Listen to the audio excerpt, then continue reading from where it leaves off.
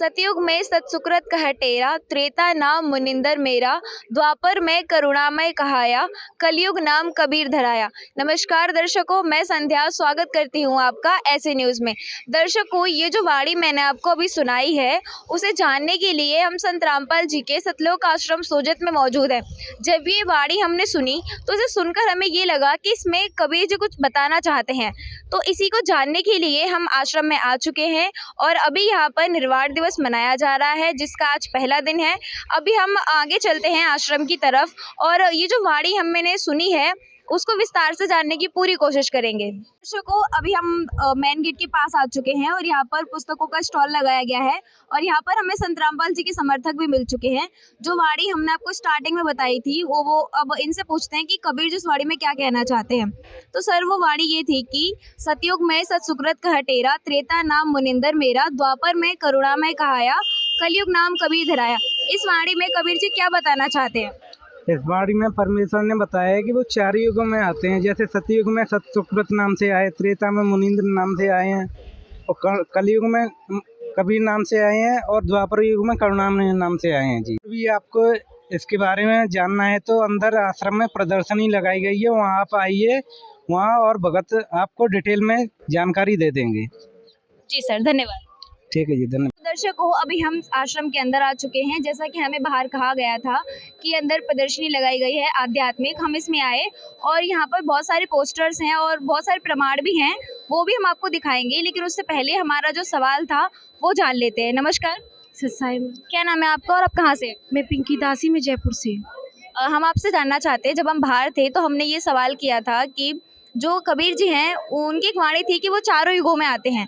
आप इसके बारे में बताइए। और चारों युगों में आते हैं तो वो बाहर ये भी कहा गया था कि महापुरुषों को भी मिलते हैं। आप इसके बारे में हमें विस्तार से बताइए। परमात्मा कहते हैं मैं चारों युगों में आता हूँ। सतयुग में सतसुकृत नाम से, त्रेता में मुनिंदर नाम से, द्वापर में करुणामय नाम से और कलयुग में कबीर नाम से परमात्मा आए हुए हैं। और परमात्मा नानक देव जी को मिले और गरीबदास जी महाराज जी को मिले खेतों में, चुड़ानी गांव में। और मीराबाई को परमात्मा सत्संग सुनाया था। फिर परमात्मा ने रविदास जी महाराज जी से उन्होंने नामदेव चली थी मीराबाई ने। और दादू जी को परमात्मा मिले थे।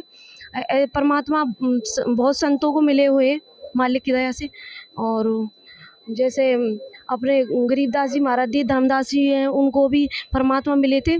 जो वो वहाँ से तीर्थ यात्रा करने गए हुए थे तो परमात्मा वहाँ पे धर्मदास जी को मिले थे मालिक।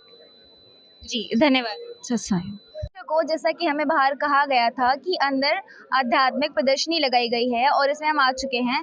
यहाँ पर काफ़ी सारे प्रमाण हैं, लेकिन अभी हमारा जो टॉपिक है कि किन किन महापुरुषों को मिले कबीर जी, उसकी तरफ चलते हैं।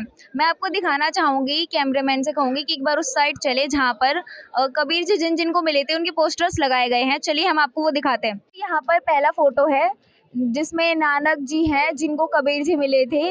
और यहाँ पे ऐसा भी, और दूसरा फोटो आप देख सकते हैं कि यहाँ पर गरीबदास जी को भी कबीर जी मिले थे। अभी हम आपको और आगे लेके चलते हैं और दिखाते हैं किन किन को कबीर जी मिले थे। ये तीसरा फोटो है जिसमें धर्मदास जी लिखा हुआ है जिनको कबीर जी मिले थे। और आगे चलेंगे तो यहाँ पर चौथा फोटो है जिसमें दादू दास जी जो हैं जिनको भी कबीर जी मिले थे। और आगे चलेंगे तो यहाँ पर आप देख सकते हैं कि मीराबाई जो हैं, जो कबीर जी की भक्ति थी, उनको भी कबीर जी मिले थे। और ये एक फ़ोटो और है जो लास्ट है यहाँ पर, मलुकदास जी जिनको भी कबीर जी मिले थे।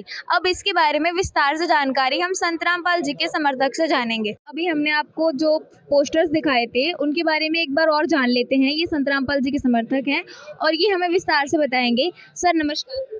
हाँ नमस्कार जी। सर, क्या नाम है आपका और आप कहाँ से हैं? मनजीत सिंह, पंजाब से हूँ।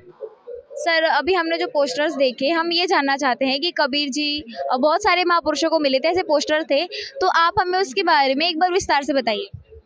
हाँ जी, कबीर साहब के लिए इसके आपका जो क्वेश्चन किया है इसके लिए हमारे पास एक जन्म साखी है जो पुस्तक है, पंजाबी में छपी हुई है, हिंदी में भी छपती है।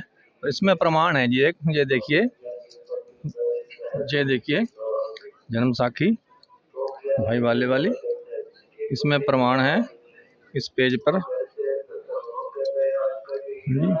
और इसमें लिखा है खालक आदम सिरजिया, आलम बड़ा कबीर, कायम दायम कुदरती, सिर पीरां दे पीर। ये प्रमाण है कि कबीर साहब ये परमात्मा है और इनको मिले। ठीक है जी।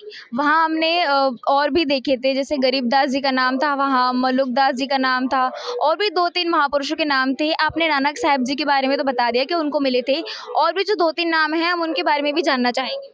हाँ जी, और इनमें जो आपने बताया कि मलुकदास जी हैं, जो वो कबीर साहब के भक्त हुए हैं और उनको भी मिले कबीर साहब के रूप में परमात्मा खुद आकर, और मलुकदास जी को भी मिले, और नानक जी को भी बेईन नदी पे मिले थे, आ ही गया।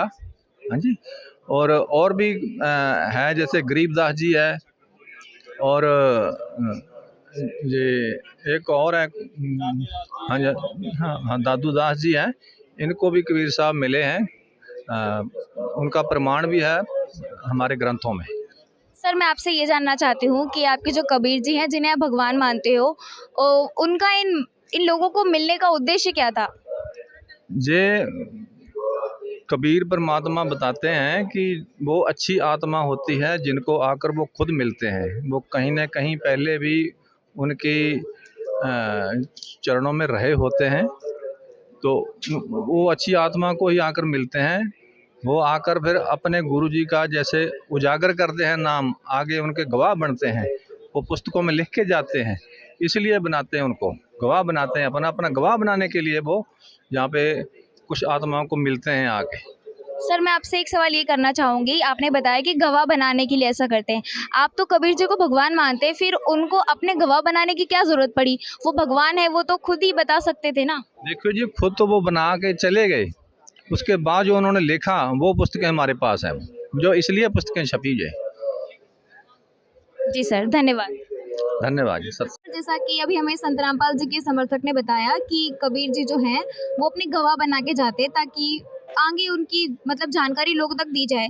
तो मैं आपसे ये जानना चाहती हूँ, ये सब करने की ज़रूरत क्या पड़ी? अगर वो भगवान हैं तो उन्हें तो जनता वैसे ही भी जान सकती थी। भगवान हैं पर वेदों में लिखा हुआ है, जबकि हमारे जो जनता है, जो भी है, उनके लिए जो ना ये ज्ञान नहीं मिला। पंडितों ने उस ज्ञान को छिपा कर लोप कर दिया था।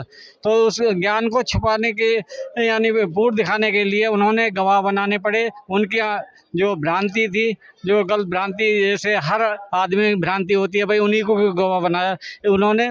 उससे प्रत्यक्ष करने के लिए गवाह बनाए। को हमारा जो सवाल था उसके काफ़ी ही बेहतर तरीके से संत रामपाल जी के समर्थक ने हमें जवाब दिए हैं। और भी कई सवाल हैं हमारे जो कि हम जानेंगे। बने रहिए हमारे साथ। धन्यवाद।